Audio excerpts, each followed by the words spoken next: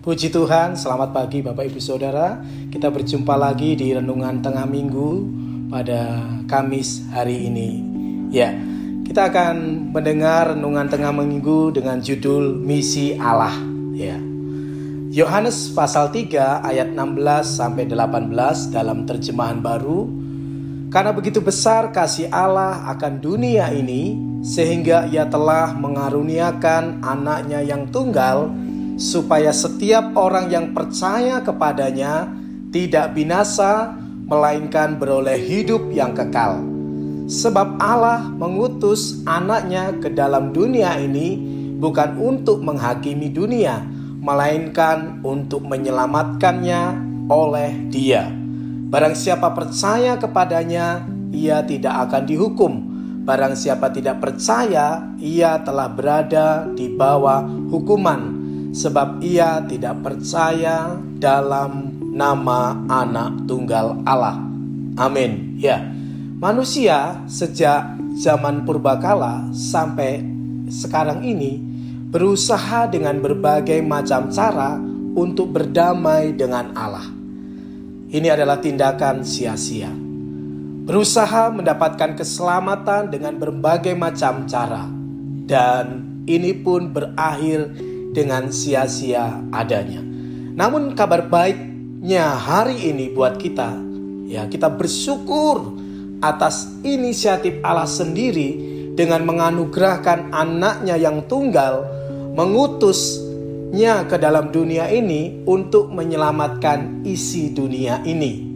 Inilah misi Allah. Inilah misi Yesus datang pertama kali bukan untuk menghukum dunia ini, tetapi menyelamatkannya. Haleluya. Siapakah isi dunia ini, Bapak Ibu Saudara yang dikasihi oleh Tuhan, yang menjadi objek kasih Allah? Kasih agape, kasih tanpa pamrih atau tanpa mengharapkan imbal jasa? Ya, jawabannya adalah manusia berdosa. Ya, luar biasa sekali. Kitalah manusia berdosa yang menerima kasih Allah yang begitu luar biasa sekali. Haleluya, puji Tuhan. Lalu bagaimana? Ya, yang menjadi pertanyaan bagi kita pada pagi hari ini, berupa apakah ya kasih Allah yang besar tersebut? Yang pertama, kasih Allah yang pertama berupa hidup yang kekal.